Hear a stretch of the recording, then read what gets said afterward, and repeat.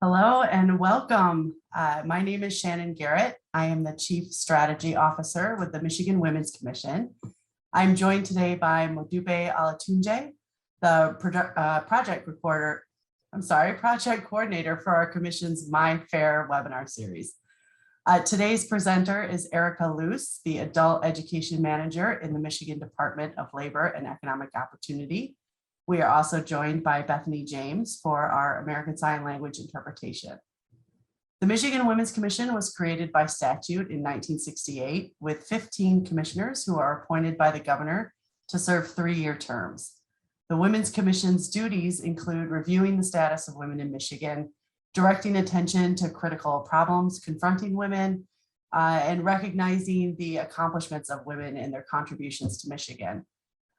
Because our most recent surveys and conversations with Michigan women found an overwhelming emphasis on economic security issues, Governor Gretchen Whitmer moved our commission to the Michigan Department of Labor and Economic Opportunity to ensure productive collaborations that will benefit women's prosperity around our state. You can learn more about the Women's Commission at Michigan.gov/MWC for Michigan Women's Commission. Last fall, the U.S. Department of Labor Women's Bureau awarded us a FAIR grant. FAIR, F-A-R-E, stands for Fostering Access, Rights, and Equity. And the purpose of the FAIR grant is to help women workers, especially women workers who are marginalized or earn low wages, but help women workers access and understand their benefits and their workplace rights. So thanks to this FAIR grant, the Michigan Women's Commission is proud to launch this monthly My Fair webinar series to share this information with women all around our state. Each month, we focus on a different benefit or program or workplace right, such as today's presentation about adult education, or next month's presentation on wage and hour or other pathways to higher wages. Every webinar and related resource and all the related resources from that webinar's topic will be shared on our website. And we have a special FAIR website that you can quickly access all of that information. And that is at Michigan.gov/FAIR, F-A-R-E. So I'm pleased now to welcome you to our third My Fair webinar. Today's topic is adult education. And before we get started, I just want to let participants know that you can turn on your closed captioning by clicking the CC or live transcript button. And you can use the chat box to ask questions during the presentation. We will address those questions at the end of Erica's presentation here. And you'll also be able to revisit this presentation once today's recording and the slides are posted to our website, which again is Michigan.gov/FARE, FAIR. And now I'm excited to pass the mic over to Erica Luce, the Adult Education Manager in the Michigan Department of Labor and Economic Opportunity. Welcome, Erica. Great. Thank you so much, Shannon. Thank you for having me. I'm going to go ahead and share my screen if you'll just give me just one moment.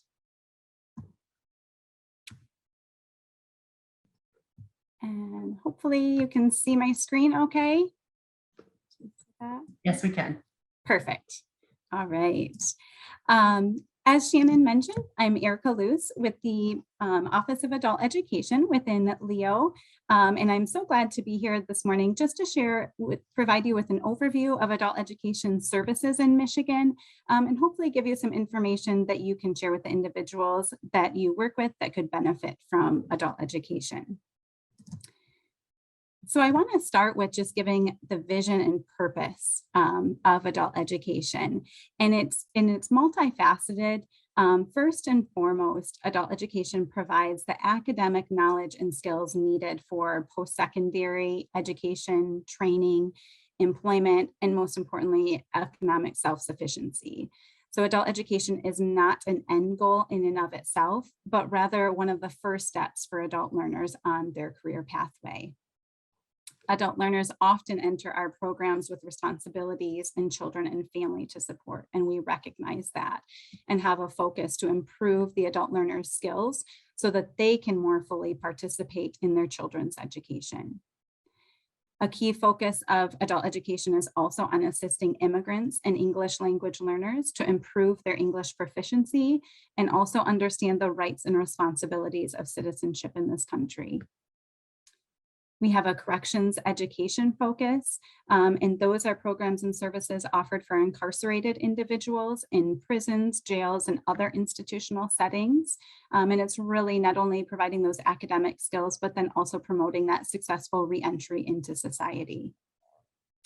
And last, but certainly not least, adult education supports employers by offering services on site to improve the productivity of their workforce.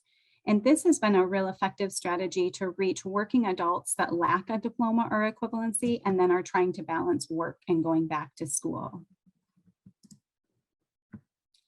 So to meet that purpose, the menu of services that we offer in adult education, you'll see over the next couple of slides. And I just want to briefly touch on each of those services. So if you hear see any of these acronyms or hear, then you have a sense of what exactly that instruction entails.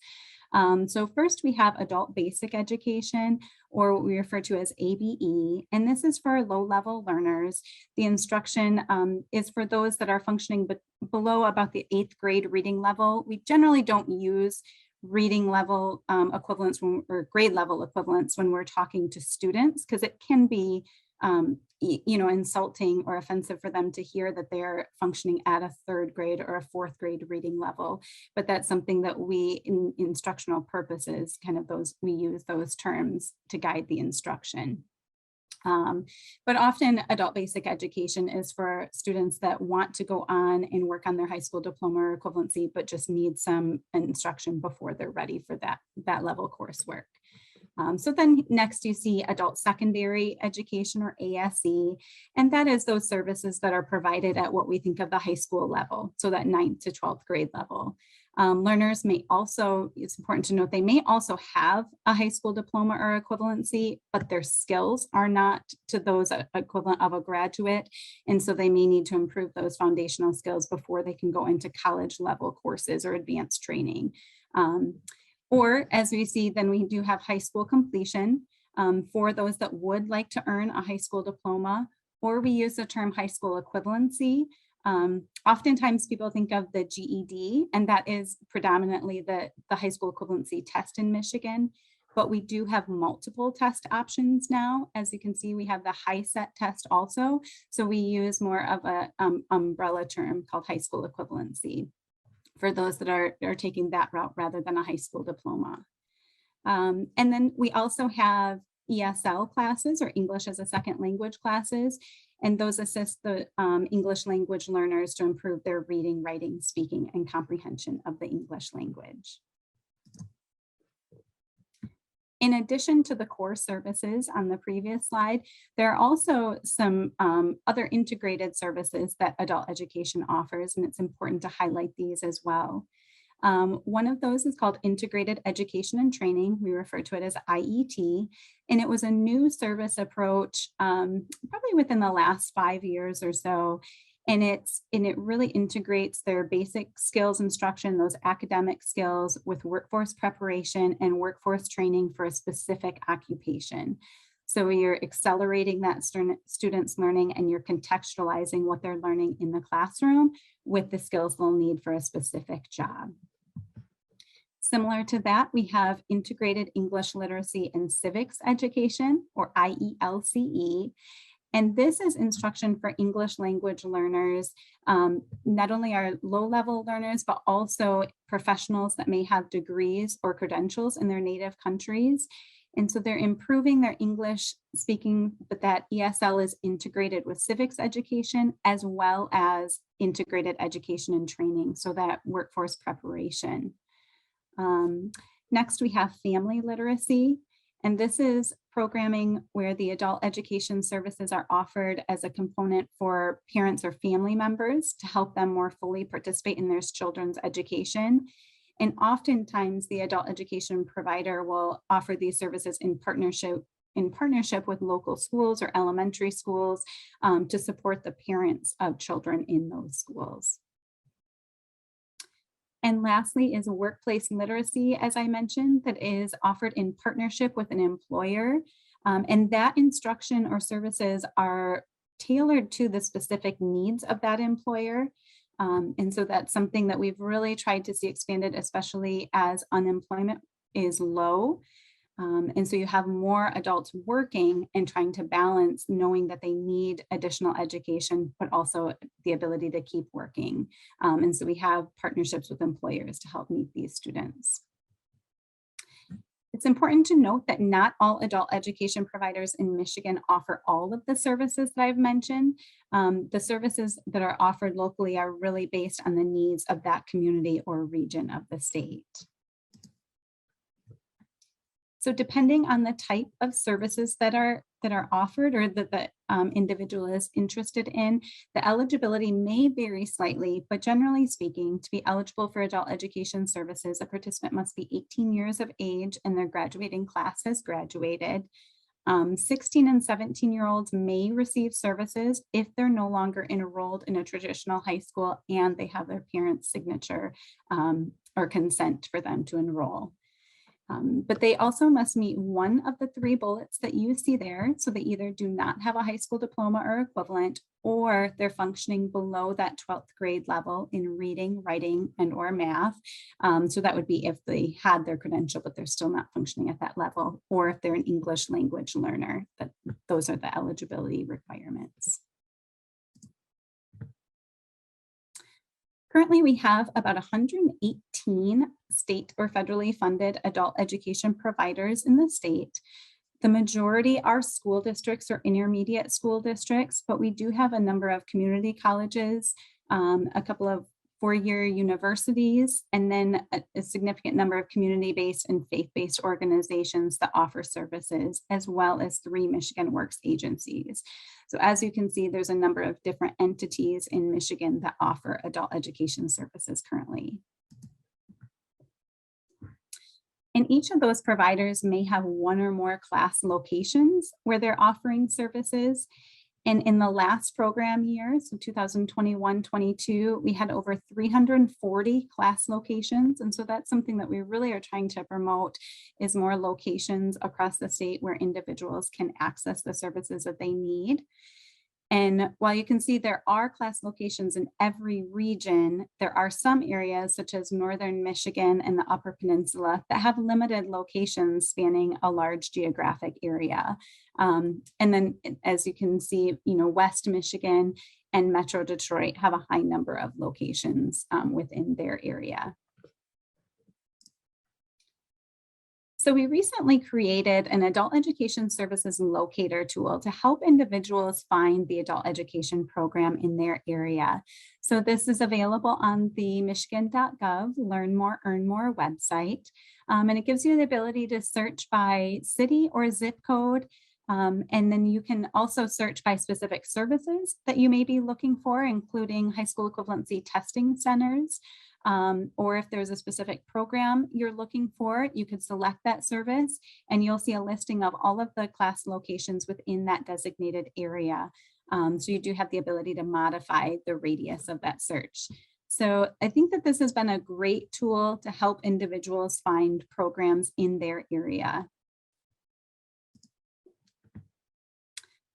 So as a student is coming to an adult education program, I just wanted to share what to expect. So what they can expect when they go to register for classes. And while each program is unique, there are some commonalities and requirements across all programs that I think that it's important to note. So first and foremost, providing identification. So that could include a driver's license, a state issued ID or passport. And that's mainly meant to verify their age, that they meet that age requirement and that they are who they say they are. So having that picture ID. We require an intake form that all providers use. It's called the Adult Learning Plan, or ALP. And this form is going to collect any of their demographic information, including there's a section on barriers that individual will self-report any barriers that they believe that they have that are helpful for that adult education program to be aware of and to help address. So things such as transportation, childcare, are they a single parent, low income? And the goal is that that provider would leverage resources within that community or partnerships that they may have to best meet the needs of that student so they can be successful in the program. Each student is required to take a standardized assessment test. And this is required to ensure that they're properly placed in classes, so that they're placed in, whether it's a reading class, a math class, that's at the level that they're prepared for. And so there is a test given at the beginning of the year and then at the end of the year to measure their educational gain. And lastly, there are orientation sessions. And again, these vary by provider. They can be offered one-on-one or in a group setting. But generally it's to go over, maybe complete any of these forms, go over expectations, class schedules, and those sorts of things so that the student is prepared for the program that they're enrolling with. And now I'll shift over the next couple of slides and just share some data with you so you get a sense of what we're offering and how many individuals we serve a year. At the state level, we really break our counts down into 3 categories. So we are looking at those that registered. So that's anyone that completed that intake form, that walked through the door and said they wanted to come in for classes. Secondly, we track what we call enrollment, and that is anyone that attended at least 1 hour of class. So they didn't only complete that intake form and go through the orientation, but they also came to class. And the third category we look at are those participants with 12 or more attendance hours. And so that's important because on our federal reporting, anyone with 12 or more hours goes into our performance reporting. But I think what we try to look at the state level is across those categories. If we see specifically programs that have a large number that came for 1 or more hour or 1 hour, but they didn't make it to that 12 hours, is there an issue with barriers that the student may have that are not being addressed within that program? So that's something we really are trying to take a look at to make sure, whether it's when the classes are being offered, that the schedules aren't at times that students can attend, or, if the distance, a number of different things. So this just shows, as you can see over the last 5 years, we had been serving around 30,000 students a year prior to the pandemic. We're on a slight decline, which, as I mentioned previously, can be cyclical with the economy. So as unemployment is low and individuals are able to find jobs, we have less coming back to school. When unemployment is high and they're not able to find jobs, then we see more students in our programs. So during periods of low unemployment, we do see declining enrollment, significantly declined during the pandemic. We are starting to see a recovery in our enrollment numbers, but we're not quite to pre-pandemic levels. And just in terms of the barriers that we see students, again, these are self-reported. So making sure that we're collecting this information that a student feels comfortable to share, because this can be personal information. So we've really tried to revise how we collect the information. So we have different questions that we ask to hopefully define these barriers a little bit better than we had in the past. And then also work with our providers to make sure that they're collecting the information in a way that feels comfortable for that student to share. So probably no surprise here. We often are seeing low income, those that have been unemployed for more than 26 weeks, individuals with disabilities. I will also say for adult education, research has shown a large number of learning disabilities, both diagnosed as well as undiagnosed learning disabilities. Ex-offenders, single parents, and homeless, those that are dealing with homelessness, are those commonly reported barriers for our participants. So in terms of the demographics, and again, this is the population that did stay for 12 or more hours in the last program year. We saw almost 60% of our students are female, and 43% identify as male. And so this is a trend that is pretty consistent over the years, that we have more females in the program than males. In terms of age, the majority there, almost 60%, are between the ages of 25 and 44. Just under a quarter are under the age of 25. So between that 16 to 18 or 19 to to 24 age. So, over 80% are under the age of 44 that we work with in adult education, but there are, about 12% that are 45 to 54 and 6% that are over the age of 55 that enroll in adult education services. So in terms of the number of credentials that are awarded each year, and again, this is just for those that enroll in adult education services. So I've broken it out here by high school equivalency credentials. And so that's the orange line on the chart. And high school diplomas earned is the turquoise line that you see.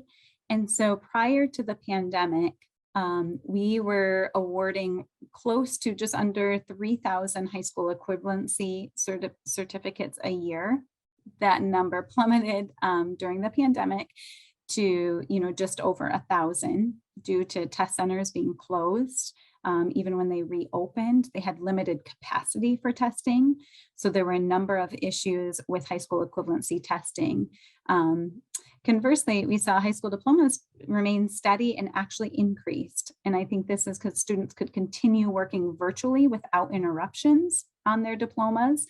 So we are seeing more high school equivalency certificates, than we had in program year 2020, but we still have a long way to go to get to those, that we had prior to. We're still about half of that. So again, just mentioning in terms of high school equivalencies, this wouldn't be all GED or high sets passed in the state, but those that have been enrolled in adult education services during the year. And similarly, just in terms of performance for the last program year, as I mentioned, those that earned the diploma or equivalency, but then we had 6,280 that were employed after exit. We had almost 200 that enrolled in post-secondary. Some other metrics that we look at, we had over 6,300 that made an educational gain. So that was between their pre and post tests that they took in the year. Over 3,200 passed one or more high school equivalency tests. So they maybe didn't earn the credential yet, but they passed one or more tests on their way to that credential. We had over 222 English language learners that attained proficiency in all areas of the English language. And we had 300 English language learners that became US citizens. So I'll just mention, we just shared what we do in adult education, a little bit about the data, who we serve in our performance metrics, and just to share on where we're trying to go. And these are some of the priorities that we've identified at the state level. We're really focused on expanding access to adult education services. So I appreciate the opportunity to be with you this morning to make sure and spread the word. At times we hear people thinking you can't still get a high school diploma if you're over the age of 18, making sure people know absolutely that's not the case, that we do have programs and services available. The second priority, ensuring equity in the delivery of services. So removing those barriers, helping meet students where they are for those that are in need of services. And I would say since the pandemic, we've added in that lens of equity, a digital access and digital literacy focus as well.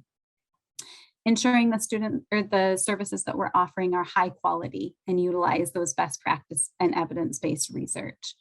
Building career pathways, so expanding on those integrated education and training programs that I mentioned, because data has shown that students are more likely to persist and complete when they see that relevance between what they're learning in the classroom and what their career goals are. And lastly, we think if we do all of those things, then we'll increase the number of adults in Michigan with that secondary credential. So I just wanted to share with you also, in terms of raising awareness, we have created a Learn More, Earn More outreach campaign that we launched a couple of years ago. We've created some posters and flyers and fact sheets to share with our local programs that they can use. We did some radio ads. We haven't done those as much lately. Instead, we focused on some paid social media advertising. So we have the Learn More, Earn More website, which is a public facing website that gives a lot of the information I've shared with you today. And just for those that may be interested in services. And then we also have any of our Learn More, Earn More materials on our website for providers, adult education providers, and that's Michigan.gov/adult education, where any of the Learn More, Earn More materials could be found if a program wanted to get a copy of those. And so lastly, I just have some links here to the resources that I mentioned, specifically the Locator, a fact sheet of adult education, and those outreach materials. So with that, I just want to thank you for your time this morning, and I'd be happy to answer any questions that you may have.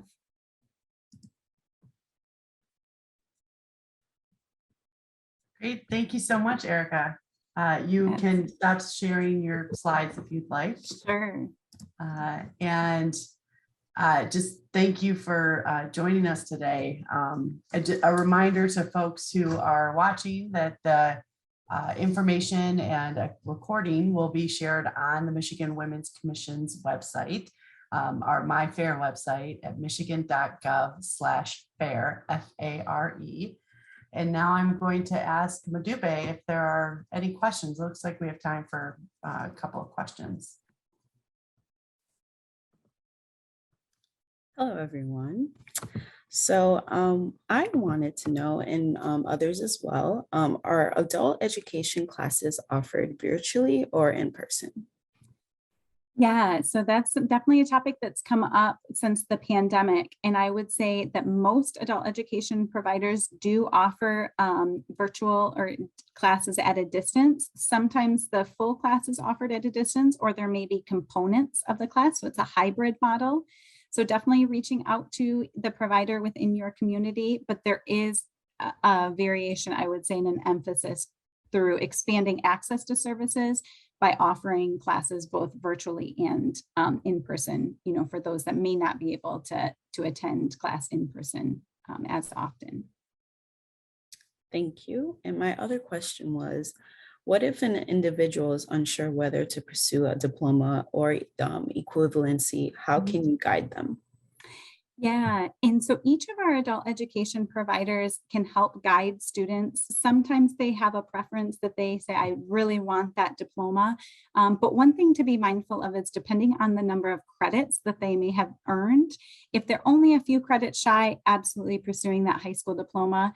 But the high school equivalency test is a very difficult test. It's aligned with the college and career readiness standards. And so students do have to be at a certain reading and writing level in order to be successful on that test. So sometimes it may make sense to pursue a high school diploma versus high school equivalency. So those are just a couple of things to keep in mind when trying to decide which route to take. Got you. And also my last question, are any of the Learn More, Earn More outreach materials available in other languages? Yes, absolutely. They are available in Spanish and Arabic at this time. So I know that there are probably other languages that individuals would like to request, but those are the two that we have available right now. All righty. Thanks, Erica, for being with us today. Also, Bethany. And our next My Fair, FARE webinar will focus on wage and hour and will take place on Wednesday, October 12th. Details coming soon to the Commission's website and social media. And thank you everyone for joining us today.